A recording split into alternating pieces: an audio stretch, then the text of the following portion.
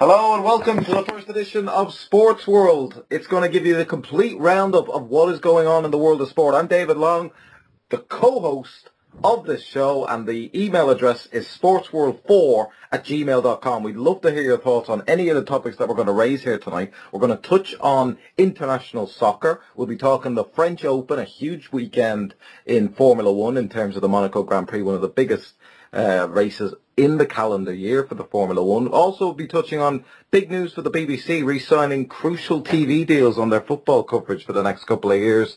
But right now it's time to hand over to my other co-host, Gerald Murphy, for the roundup of what's gone down in international soccer and elsewhere in sports world. Yes, the results for Friday, the 25th of May, are as follows. International friendlies: Russia 1, Uruguay 1, Croatia 3, Estonia 1, Belgium 2, Montenegro 2, and in the Copa del Rey final, Atletico Bilbao 0, Barcelona 3. For today, May 26, it was international friendly results: Brazil 3, Denmark 1, Ireland 1, Bosnia 0, Poland 1, Slovakia 0, Spain 2, Serbia 0, Switzerland 5, Germany 3, and just finished up there now, it's Holland 1, Belgium 2, Bulgaria 2. And in the League One playoff final, it was Huddersfield 0, Sheffield United 0, but Huddersfield won 8-7 on penalties and progressed to the championship. In Rugby Union, the FIFA Premiership final, it was Harlequins 30, Leicester 23. And in horse racing, the Power 5-1 shot for Aidan O'Brien was the winner of the Irish Guineas today. Well, dear, I think we have to start with the day that really shocked us in terms of what went down in Wembley today. It was an incredible game. It wasn't a pretty game to watch, and the penalty shootout, though, has to go down as one of the most dramatic penalty shootouts that we've ever seen. All 11 players, including the goalkeepers, took penalties in this shootout. And in the end, it was Huddersfield who had the will and determination to get to the championship after being disappointed the previous year, losing to Peterborough in the final. Yeah, it was very weird to see that kind of penalty shootout, because it started off as probably one of the worst penalty shootouts you're ever going to see, and it developed into one of the best you'll ever see. The only question I got asked is why the hell were number 6, 7 and 8 taking the first 3 penalties for both teams, because they were some of the best penalties I ever saw in my life, Dave. Yeah, I mean, we all know what Jordan Rhodes has done for Huddersfield this season, and why he wasn't part of the first 5 that was taking the penalties is absolutely staggering to me. But I think, it's vindication for the Huddersfield manager, Simon Grayson, and all that went down in his personal life. Been sacked from Leeds United earlier on in the season, replaced by Neil Warnock. He'll now get the opportunity to lead Huddersfield into the championship, and that will be an interesting fixture next season, Huddersfield, Leeds United, because there is a lot of issues there between both clubs, and particularly Grayson has huge issues. He wasn't particularly happy when Johnny Howson was sold over his head at the time to Norwich City, so there's certainly going to be a lot of bite to that. Where does Sheffield United go from here, Ger? Because Danny Wilson, he, of course, a former Sheffield Wednesday manager, certainly, wasn't welcomed by the fans of Sheffield United at the start of the season. Is this defeat today going to put him under severe pressure? Can he survive and lead Sheffield United into the next season in League One, or is that the end for Danny Wilson, do you think? I'll be honest with you, watching that penalty shootout, I thought he looked a very nervous man. He looked like a man that knew that he had to win this penalty shootout. But in fairness, I think Sheffield United went out with the wrong mentality today. They play counter-attacking football, and for a playoff final day, if you just can't do that, you have to go for the win. Just like last week with Blackpool and West Ham, both teams went out for the win. And that's what you have to do in these playoff situations. Sheffield United had a better team than Huddersfield today. But who's in the championship next year? Not Sheffield United. It's fucking Huddersfield. And how must Lee Clark feel? I mean, he was the guy who took Huddersfield on that incredible unbeaten run throughout the season. It was ended by Charlton Athletic, who ended up winning the League One Championship. Lee Clark, Terry McDermott, how must they feel knowing that they put in a hell of a lot of the groundwork that got Huddersfield to the championship, but it will be Simon Grayson that leads them into the championship? That must be bittersweet for Lee Clark and Terry McDermott, both former Newcastle legends, that I think they would have been hoping they could have seen that project through that they'd gotten their teeth into. Yeah, it must be heartbreaking, because to put all that work, time and energy into something and then see someone else reap the rewards like today. But I thought it was very classy of the Simon today to acknowledge what they did for the club. Not a lot of men would do that. A lot of men would have made it about themselves, but fair facts to Simon, he didn't. He acknowledged what was done before he came to the club. Certainly did. You're listening to Sports World here with David Long and Gerald Murphy, and now that you've mentioned what's gone on in the world of international football, can we honestly say that these friendlies are going to have an impact on what's going to go down in the European Championship? I'm very sceptical about these friendlies, to be honest with you, Gerard. I just don't feel there's much passion in the games, and I think, people can read a little bit too much into the results. I mean, that result you read out there in relation to Germany was quite an eye-opener, but I don't think people should be writing off Germany's chances of lifting the championship on July 1st just because of one match. Yeah, Switzerland. How do you assess the friendlies? Well, really, Germany were down a lot of players for this friendly. A lot of players didn't travel for. But don't forget, Switzerland also beat Spain in the World Cup last year in the opening game of that group. So, Switzerland are not a bad team by any stretch of the imagination, Dave. In fact, I would class them as a little bit of underdogs. Definitely, but we are looking forward to doing our full European Championship preview, which we'll do next week on Sports World. This is going to be available every Saturday, listeners, so make sure you set your calendars to tune into us. But, Ger, let's touch on a topic that's close to our hearts, the Republic of Ireland getting the 1-0 win over Bosnia-Herzegovina today in the Aviva Stadium. How did you assess the performance? Really job done. They got the win. They should have got a hell of a lot more, but I think the last 20 minutes of that proved a point to a lot of people that Shane Long and Walters is a great combination for the future going forward, because I really do not see Kevin Doyle like I saw him 3-4 years ago. I was a big fan of Kevin Doyle, but I think in the last couple of months he has got a shit head. He proved that with Wolves. He's proven it a lot with Ireland, and really his determination is not what it used to be, David. No, he had a very poor season in the Premier League. But two guys, as you say, that had good seasons were Shane Long and Jonathan Walters. They put in good performances for Stoke City and West Bromwich Albion, respectively. But, I mean, is the concern there about Robbie Keane and the fact that I don't believe he's playing in a top league, Ger? And, he had a good little spell at Aston Villa earlier on in the season. But I just fear the complacency that can set in when you're not in a league that is going to test you week in, week out, like we know the Premier League can do. I mean, Robbie Keane, 10 years since he appeared in the World Cup 2002. Have you got concerns about this guy leading the line for Ireland in June? See, this can go either two ways. This can go, as you said, complacency. He's playing in a poor league, and that's not against the MLS. It's actually an entertaining league to watch. I do watch it sometimes there on ESPN at night time, but it's looked on by a lot of people, and the quality is not like it's there in the Premier League.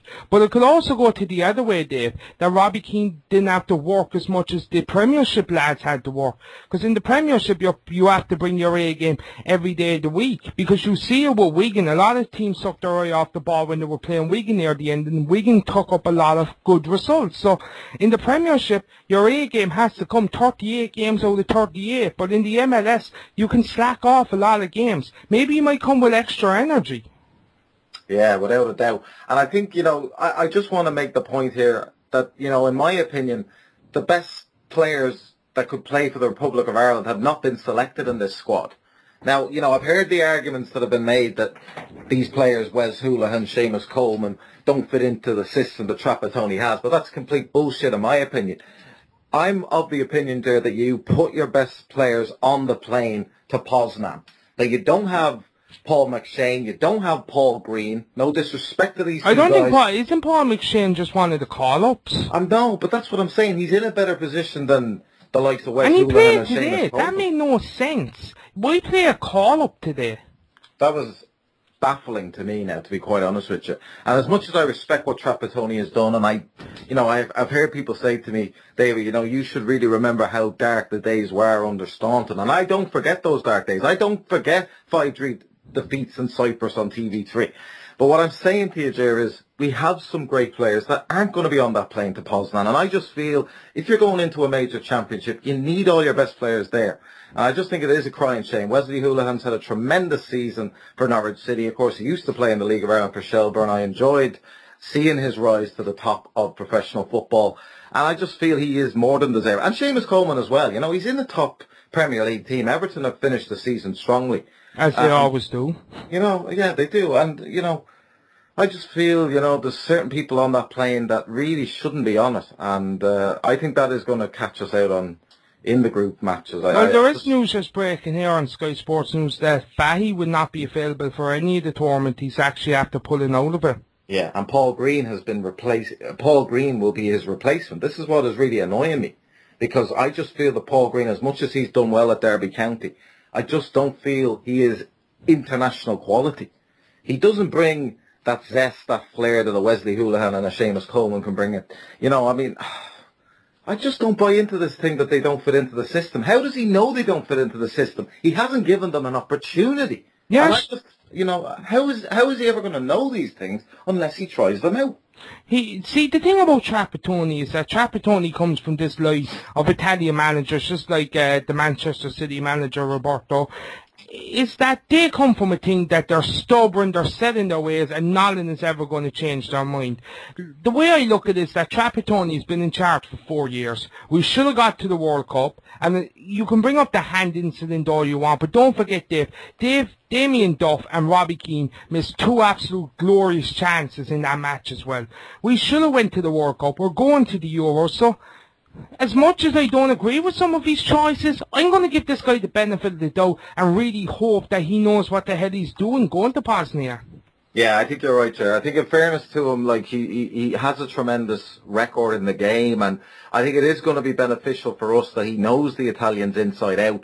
And, I remember when the draw was made all those months ago, they were talking about the huge levels of respect that Trapattoni is held in by the fellow managers involved in Euro 2012. So we have got one of the best coaches in world football. I'm not denying that.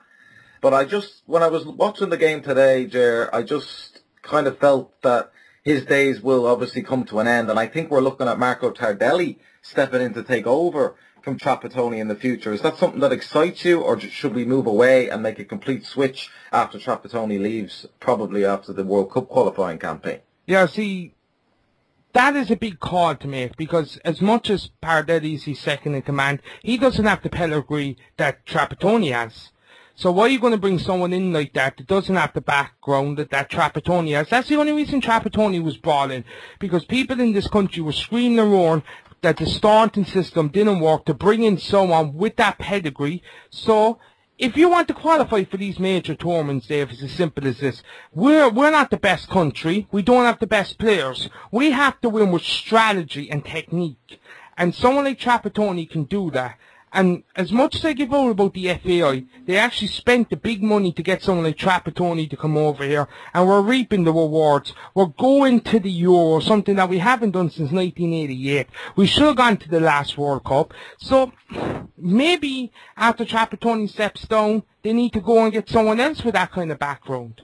Yeah, it is going to be a tremendous moment of national pride when they step out on June 10th. It'll be the first time in 10 years the Republic of Ireland have competed at a major tournament. But I should also point out to Sports World listeners that this will be the last European Championship that has 16 teams. Yeah. The next tournament that's coming up 4 years after this one will go to 24 teams. So UEFA honestly know that there's big money to be made in these tournaments, and they're extending it now to 24. Personally, I'm not in favour of that, because I really believe the European Championships is the cream of the crop. It is the best of the best. And by extending it out to 24 teams, you are going to get a few lesser teams in there. And that's what I always liked about the European Championship over the World Cup.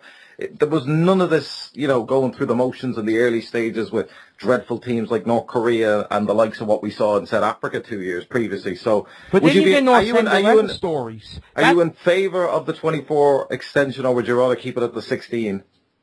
I don't get it. If you're going to go 24, you might as well go 32.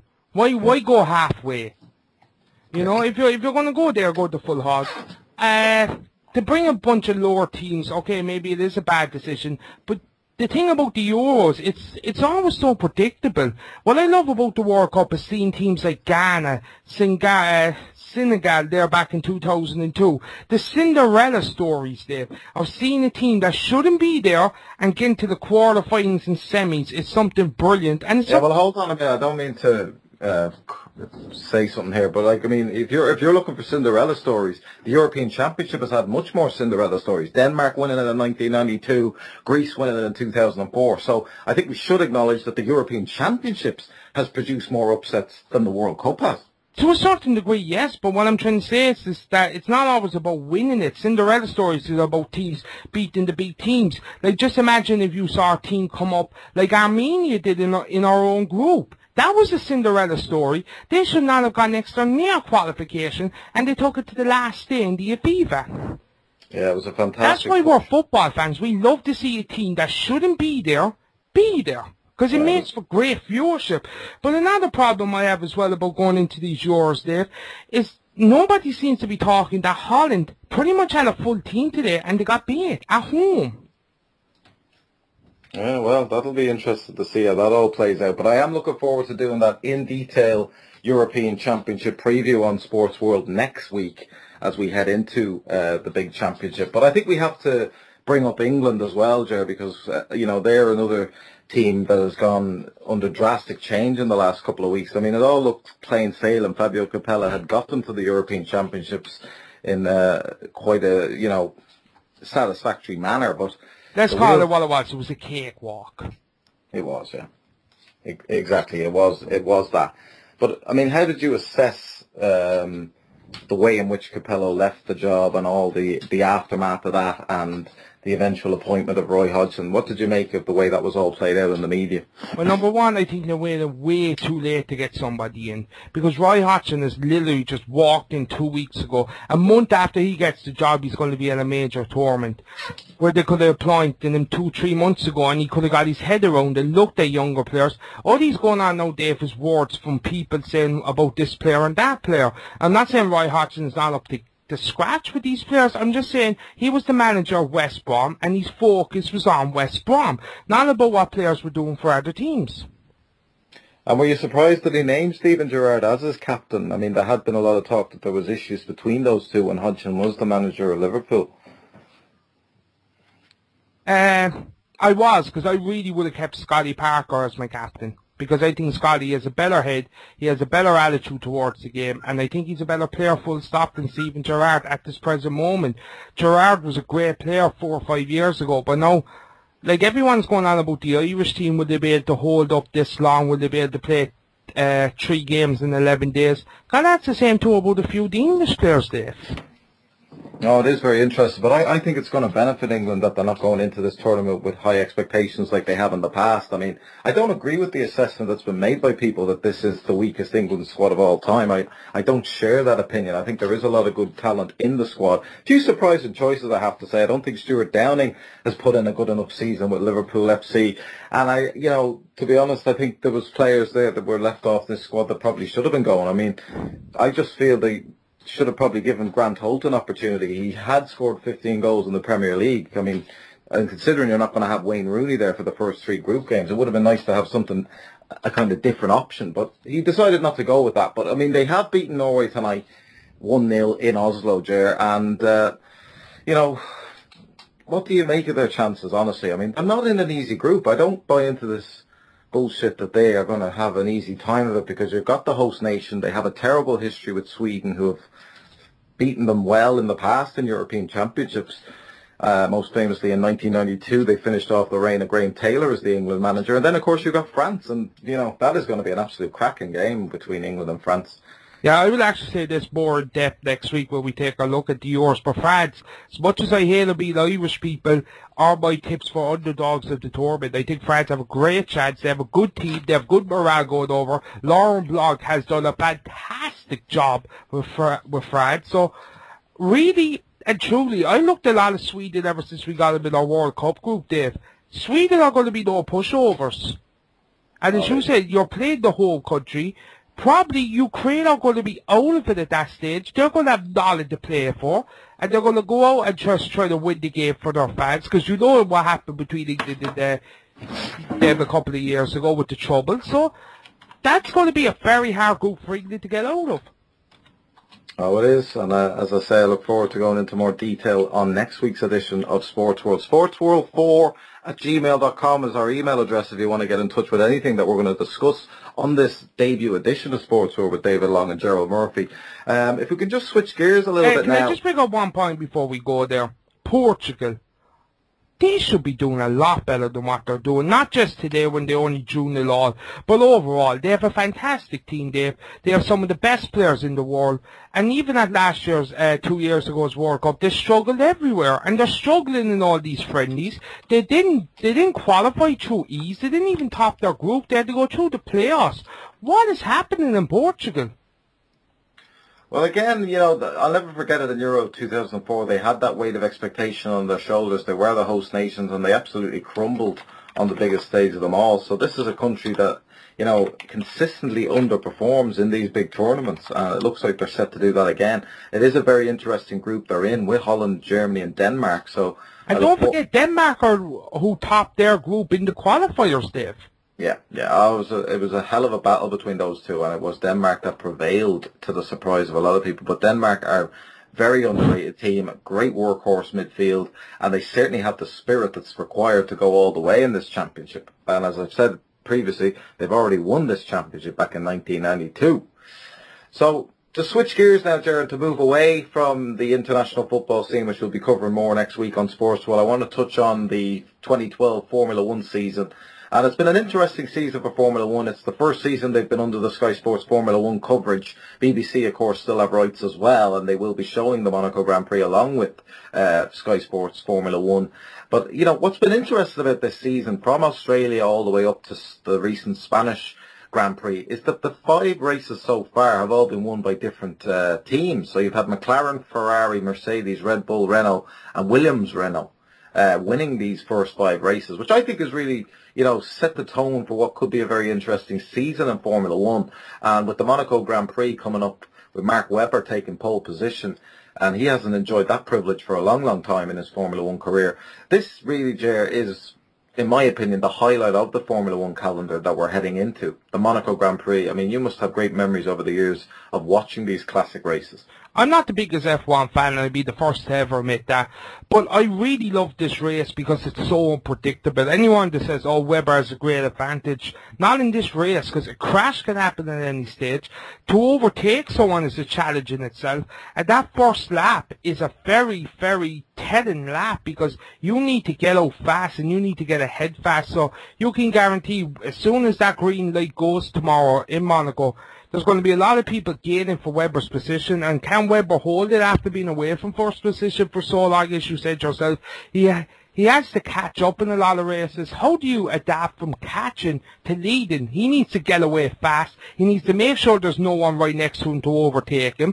He needs to get out of the block right away. And if he doesn't, he could face the prospect of probably being overtaken or maybe even tipped and crashed.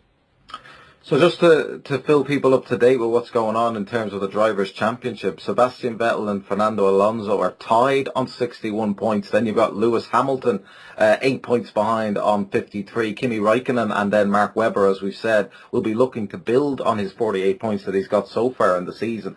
It is fascinatingly set up in that regard. And in terms of the Constructors' Championship, as I say, very tight there as well. And this is what a lot of people have been complaining about Formula 1, that for years it's just been runaway constructors, runaway drivers' championships. I don't think that's going to be the case in 2012, and I think that is encouraging. I mean, we're only at the 6th race of a 20-race season.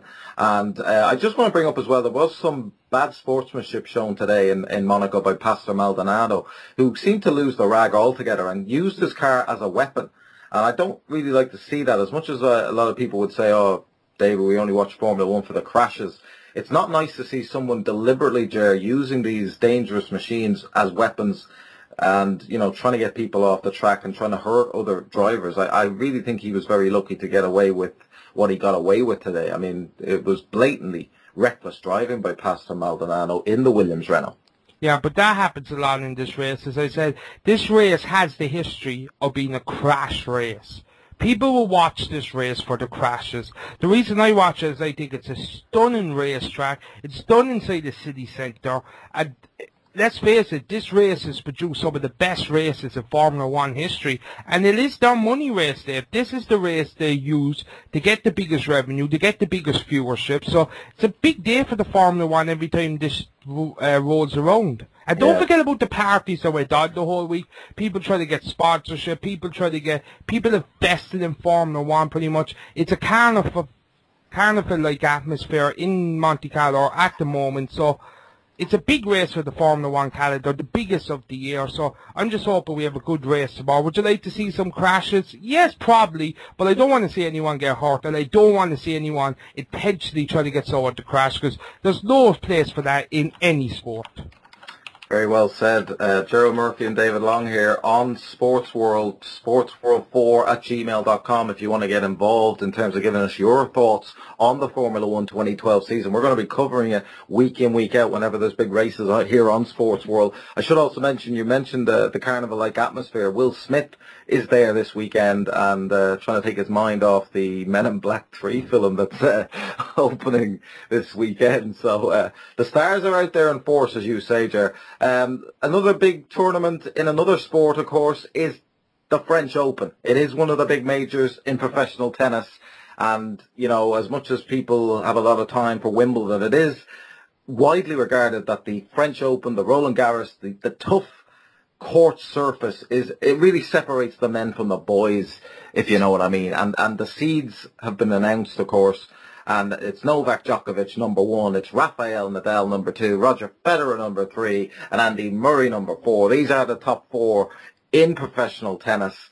And, you know, it's going to be very interesting to see how this all plays out there. It obviously is set up, according to the seedings, to have a final between Nadal and Djokovic. But as we've seen in this tournament in the past, a lot of shocks can go down in the French Open. This clay surface has fallen victim to a lot of the big names in professional tennis over the years. So don't be surprised if we see somebody come out of nowhere here.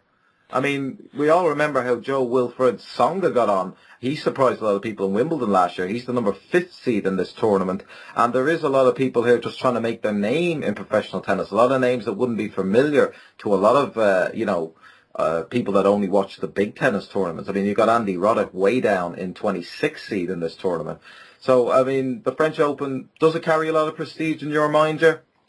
It carries prestige because it's one of the few majors in tennis. Like, there's only 4 majors, but I still put Wimbledon as the biggest one. Wimbledon will always be the biggest tennis tournament in my eyes, and probably the US Open after that. But the French, I put this over the Australian Open. I'm not a big fan of the Australian Open. I just think they made that a major because it was the only one in Australia, pretty much, in that section of the world. But really, the big 4 are going to take some stopping. They've been dominating nearly every major for the last couple of years. But the big question is, can Murray finally win a big one? He's won a lot of the Mickey Mouse tournaments, but the big 4, he's always seemed to crumble under the pressure, either in the semi or the final stages. But really, the rankings, seedings, whatever you want to call it, does not tell the full story. Nadal is coming in here on form. Clay is where he's good at.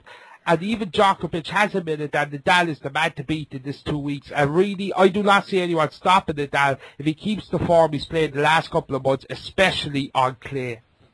And of course, he is the reigning champion here in this tournament, defeating Roger Federer last year 7-5, 7-6. That went to a tiebreaker that he won 7-3. He lost the next set to Federer 7-5, but then won the final set 6-1, so he got a 3-1 victory over Roger Federer last year. And Li Na, the Chinese women's tennis player, is the defending women's champion going into this tournament. That was an incredible achievement, and it really put Chinese tennis on the map. And I think we shouldn't underestimate the rise in that part of the world for tennis, which wouldn't be a traditional tennis stronghold. But like a lot of things in a lot of sports, we've seen it in snooker as well. The Chinese are certainly evolving and getting into every form of sport there is. But Ger, I mean, we have to talk as well in relation to what will happen in the world of professional tennis when the likes of Roger Federer and Rafael Nadal hang up the runners, so to speak. Where does tennis go without these big I would call them blockbuster attractions. People money makers, pretty much. Yeah, they can put bums on seats. They can get big attendances. Where does tennis go from that? I think we're proving that here because we're doing a sports podcast here, people, and we're talking about the French Open. And really, these are the 4 names that always jump to mind for people that are not big into tennis. So you need people like that in any form of sport. You need people to adapt beyond the sport. And outside these four, with the exception of Roddick from time to time, there's no other really big names in tennis at the moment. And that's a scary thing to be in. Novak Djokovic was lingering there for a long time, and he finally broke through the glass ceiling. In fairness to him, but what happened with Andy Murray is that Murray should have been doing this as well, but Murray switched coaches way too much times. He got a fierce attitude problem, and he was just always pissed off that he couldn't be the first British man in years to win Wimbledon. And that ruined Tim Hemming's career, that he could not win Wimbledon, and it looks like it's after destroying Andy Murray's career, because Murray only has another year, probably 2 left in top-class tennis, and except for wandering and wishing so much for Wimbledon, maybe he should have put focus in the other majors just as much, because just to win a major or something special in tennis, and you should not even care which one it is at this stage, he should just need to win a major. I personally don't ever see him win Wimbledon because I think he puts way too much pressure on himself. Well, now another tournament that came to an end that we didn't get a chance to talk about because it's our first edition of Sports World, but something that we definitely want to talk about here. And you will notice that we are very passionate about this next sport that we're going to touch on. It is, of course, the world of professional darts. And the 2012 McCoy's Premier League tournament went on for 14 weeks of the league stages before the grand final took place in the O2 Arena back on the 17th of May. Just to give anybody an insight into what happened here, the league table finished with Gary Anderson in 8th place, the defending champion of the previous year, ended up bottom of the table. Kevin Painter in 7th position. Adrian Lewis, the 2012 world champion, finishing 6th. Raymond van Barneveld had a much more respectable campaign than some of his previous outings in this tournament, finishing 5th, just outside the top 4 spots, pretty much on leg difference. James Wade, Andy Hamilton, Simon Whitlock and Phil Taylor progressed to the grand finals night, and it was Phil Taylor who got the victory over James Wade, 8-6, just under 100 average, and Simon Whitlock gained a measure of revenge against the man who beat him in the World Championship semi-final, Andy Hamilton, beating him 8-6, and then in the final, Philip Taylor would go on to beat Simon Whitlock 10-7, with the highest checkout of the night, 149 in the semi-final against James Wade, to win the McCoy's Premier League Championship. Ger, what was your assessment of the 2012 Premier League campaign? Well, of the whole campaign, I thought it was probably one of the best Premier Leagues. Would I say it was the best? Nope. I don't think it was the best by a mile. I really think Andy Hamilton and Kevin Painter proved a lot of people wrong, myself and yourself including, Dave. We did not think these guys could make it in the Premier League. They proved us wrong. But really, the biggest talking point of this Premier League has been, does it go on too long? 14 weeks, the interest was dying a lot, and I think 14 weeks is a way too long. I personally think they should do 7 weeks around February, March, and then do another 7 weeks, probably around October, November. Totally agree with you, Ger, and that's something I've experienced in all the years I've been watching this tournament. I really enjoy the first couple of weeks, but then as the evenings start to get a little bit brighter, you know, this, as you say, it just goes on way too long. It's too hard a slog to continuously follow. And there will be things that will always pop up in your life on Thursday nights, and you won't always be able to follow every particular week. And I think that is an issue. But we got to give a special mention to the O2 in Dublin. What a tremendous atmosphere on that night. And I know it got a big build-up from Sky Sports, and I know Sky Sports are in the habit of overhyping certain aspects of professional darts, and I look forward to getting into that with you on a future edition of Sports World. We could nearly get an hour out of that itself in terms of their bias towards Philip Taylor.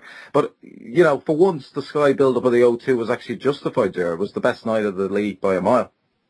Yeah, it was, and it wasn't even a great card. The first 3 matches in that were absolutely superb.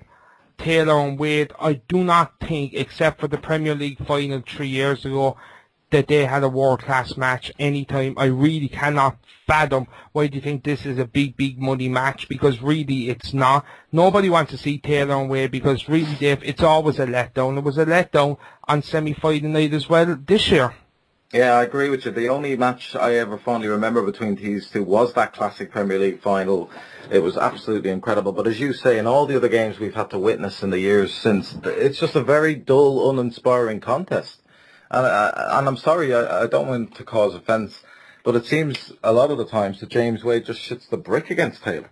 It's not that he shits the brick. I just think he doesn't have the passion a lot of players have, and that's Wade's biggest problem. He just doesn't have the passion for professional darts, and that's well known. There's a lot of players on the circuit like that. Mark Durbridge is another one who was a fantastic player at one stage, but he just didn't have the passion to drive forward to become even better. Kevin McDine is another example. Someone that should have pushed on and got better, but he didn't. And then you look at the other side of the coin. Andrew Hamilton loves the game of darts. Back there a couple of years ago, he played very well, got to the final of the Grand Slam. Everyone thought he was gone away, and in the last year probably, since that night in Blackpool against Simon Whitlock where you had the unbelievable comeback, Hamilton has been a completely different player because he had the drive and passion to improve his game, Dave. Yeah, and the point that needs to be made as well, Ger, is a lot of these tournaments that James Wade has actually won in professional darts over the years were tournaments where he didn't actually have to get past Philip Taylor. He never beat Taylor on the way to a tournament. Never. Well, I think that says it all, really, doesn't it? Yeah, he never beat Taylor on the way to a tournament. Same with Colin Lloyd. When Colin Lloyd won the Grand Prix in the World Match Play, he never beat Taylor on the way. And I'm not one of these guys that think the whole darts universe revolves around Phyllis Douglas Taylor. But I think that if you want to win a darts tournament, you kind of want to beat Phil Taylor on the way. Yeah, because then you can legitimately say you've beaten one of the all-time greats along the way.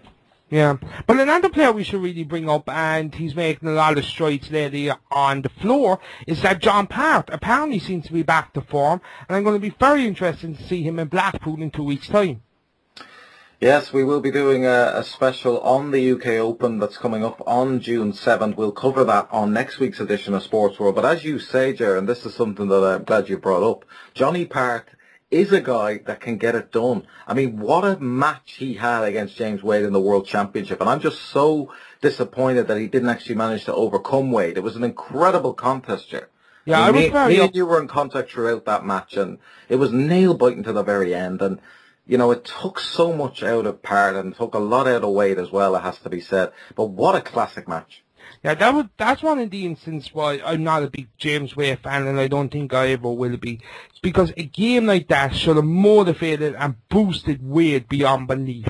Wade should have won that World Championship. Because if you win a game like that, Taylor's out of the way, Barney is out of the way, you have a great chance of winning that tournament. But then show something like that John Parr match up on top of it that most people were calling one of the best matches of all time, which is a huge, huge compliment, and to fall in at the next hurdle, Dave. Yeah. And to be he was 5-1 up on Adrian Lewis. Let's not forget that. I know a lot of people brought up about the air conditioning back then, but don't forget, that only happened during set 2. He went 5-1 up. So the air conditioning should not have played a part like everyone thought it did. That's very true. That is very true. It's a good point made there, and I have to say that is one of the most astonishing turn of events between James Wade and Adrian Lewis that happened in that semi-final. Still in shock over it, and it happened back in December. Just one of the most shocking incidents in the world of professional darts. Well, what you saw that night, Dave, was that as much as people want to criticise Adrian Lewis, and yes, people, I do criticise him myself a lot of times, is that he did not want to lose that match. It's very true. He did not want to lose that match, and he took everything he had in his locker and he fought back. And that's something that the big criticism of James Wade over the last couple of years, he doesn't have that fighting determination that people like Adrian Lewis has.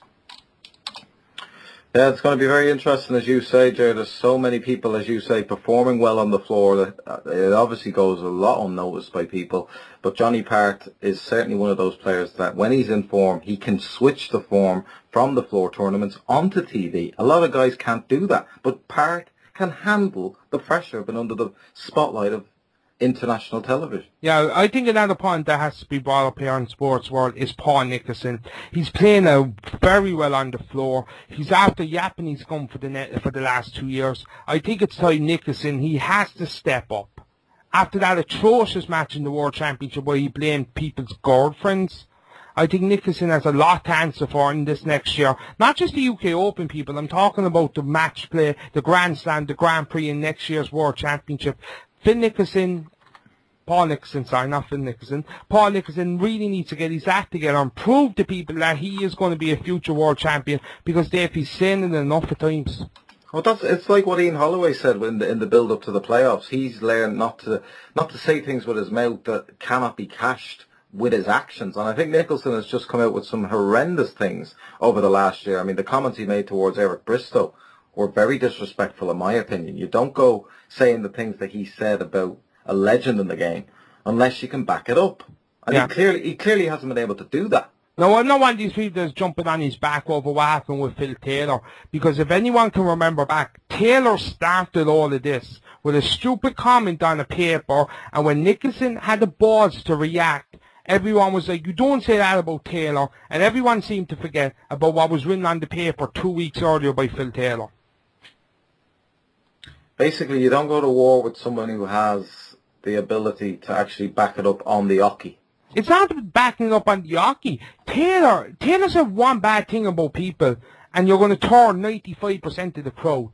Perfect example, Peter Manley. Peter Manley was a crowd favourite. Everyone loved Peter Manley. He was a fat, jolly guy. He used to come out to some great music before, talking before the Alan Dino days, Dave. Taylor, he did one bad thing to Taylor, walked off after the 2000 World Championship. Ever since, Peter Manley has been booed out of every building. Kevin Painter, same kind of situation. Painter was seen as a future star of the business. He pissed Taylor off one night. Taylor said something bad about him, and before you know, he's getting booed everywhere. Chris Mason is another example, but you could go down other roads with Chris Mason as well. Yes, so I look forward to doing that UK Open preview that we'll do next week on Sports World. And just to say before we go anywhere, that Premier League final night with the two semi-finals and the final was probably one of the worst nights of darts I've ever seen in my life. The standard was atrocious, and someone should have stepped up and bait Taylor, because I never seen Taylor so vulnerable as he was that night, Dave. That's a very true comment. sportsworld4@gmail.com, and we will be, of course, on YouTube, so you'll be able to interact with us on YouTube as well, and look forward to getting people behind this new show that we're really passionate about sport, and we hope we're getting that across to you in this first edition. I want to switch for the last portion of today's show and talk about the TV deals that have been done this past week. A very interesting deal that I know me and Ger were very happy to hear about was the news that the Football League show has been renewed with the BBC until 2015. This will include the League Cup and the Johnson's Paint Trophy. It'll continue in the slot that it has been now. The BBC will also continue to provide the midweek highlights of the League Cup, and the only thing that's different about this deal from the previous deal is that the BBC will no longer be able to provide separate video clips of every Football League match online. Now, people in Ireland weren't able to get access to that, but I know people in England were very much, able to go in and select certain matches. They won't be able to do that, but the Football League show will still be available as a catch-up show on the BBC iPlayer. It should be mentioned to you as well. They'll be screening 10 live games from the Championship per season. They will retain the League Cup semi-final and the final. But basically, it's really good to see this show back, Ger. I mean, it is the show that treats the Football League with the respect that it deserves. Yeah, I really enjoyed the Football League show. What I usually do is I watch Match of the Day on the Saturday, and then I tape the Football League show, and I love watching that Sunday with my breakfast, because it goes into every game, it talks about every game, and the host and the two people that are on that show constantly really know what's going on in the Football League more than people like me and you would, Dave, because we're not up to date, but they can get you catched up and they tell you what's going on in that hour and a half, something that Sky don't do. They gloss over all of the football leagues and just talk about the Premiership way too much. Yeah, the point I want to make in relation to the Sky Sports coverage of the Football League, I don't like the way they have this thing on Sky Sports News on Saturday evenings, the Goal Express. I'd much prefer Sky to put a highlights package together and, really give us that level of detail that the Football League show does, but Sky don't seem to be interested in that. I mean, they have the rights to show the goals, yet they just throw them up on Goals Express, and no disrespect to Sky Sports News, it is an award-winning news channel, but I just feel they could package the Football League highlights a lot better than they have. And my big fear when this deal was reportedly gone was that the ITV were going to step in and take it on. I wasn't happy with their coverage of the Football League show, in which they had it on a Sunday morning. So, I'm a fan of ITV's coverage on international and Champions League level, but I just don't feel they treated the Football League with much respect when they had the rights back in the day. The other big news, of course, Ger, is that the BBC has held on to the Premier League highlights until 2016. And that will mean it will be nearly 10 years now that the Match of the Day will have retained its rights. It got it back from ITV, of course, in the 2004-2005 season. And I think that is good news for a lot of people. And, of course, Match of the Day 2 is maintained in that as well. So it's a new 180 million deal. It's up from the 173 million that they had paid previously. And obviously, you know, good news for people that love this show. And you know, it does get respectable viewing figures, and it certainly has outperformed its predecessor on ITV, the Premiership. Yeah, one of my greatest memories when I was a kid was going to a place in Ireland called Mosney and watching the Match of the Day that night inside the bar. Everyone used to come into the bar, all the men, all the boys, and we used to sit down and watch the football highlights of Match of the Day. I know in England there was always a big thing, Match of the Day in the pub. Everyone goes back to the pub and watches the highlights. So Match of the Day, it is a big part of the football history, and I'm so happy to see Match of the Day back, because the Premiership on ITV was bullshit. I'm not going to put a tooth in it, it was bullshit. Started up with the most cheesiest music ever, Beautiful Day. And what I didn't like about it, Dave, was they used to take ad breaks halfway through highlights. They would show the first half highlights, then take a break, and then go back and show the second half. That just didn't wash well with me. And just in relation to what... And I hope BBC somewhere down the line will start getting live Premiership matches as well. Because the thing about Sky is that by the end of the year, you know so much about Jamie Redknapp's opinion, Graham Souness's, all of their opinions. I like to get different people's opinions. That's why I like watching matches on Setanta Ireland or Premium Sport, if you're listening to this in the UK, or ESPN, because you're getting different people's opinions on the things that are happening. But on Sky, it's the same people nearly every week. And that's why I would like to see the BBC get some live football, because maybe they can bring their own personality and thoughts to issues. And the thing I want to say in relation to the Champions League final and the coverage, I was not happy to see Jamie Redknapp on that panel, because I don't believe he should be talking about that level in the game. This is a guy who never performed at that level and had a shit career. Let's call a spade a spade. I just feel he's one of the worst pundits out there, and you know, he hasn't got any better. I mean, he was pretty much coaxed by Richard Keys all those years, but then when Keys and Gray left, he still retained his position. Now, I know you like him on A League of Their Own, and I think that's where he should be staying, that kind of show. He shouldn't be on these Premier League shows giving opinions that are complete bullshit. Yeah, I thought the funny thing about the Sky coverage was the way Jeff Steading took the piss out of Jamie Redknapp by introducing three-time European champion Graham Souness, two-time European champion Gullit, and Jamie Redknapp.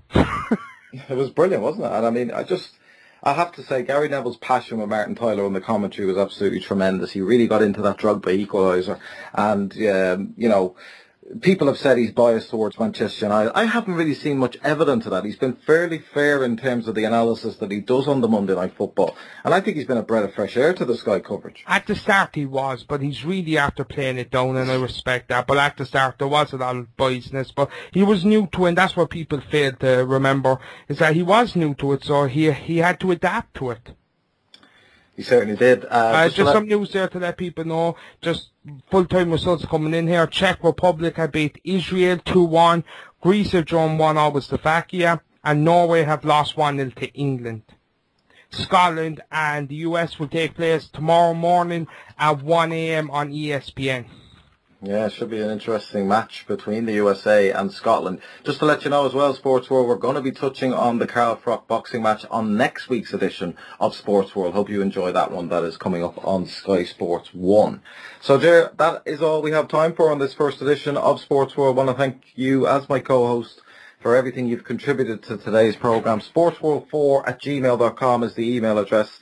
And let's hope this is the start of something special, Ger, because I really have enjoyed touching on all the big issues in the world of sport. Thank you, Dave.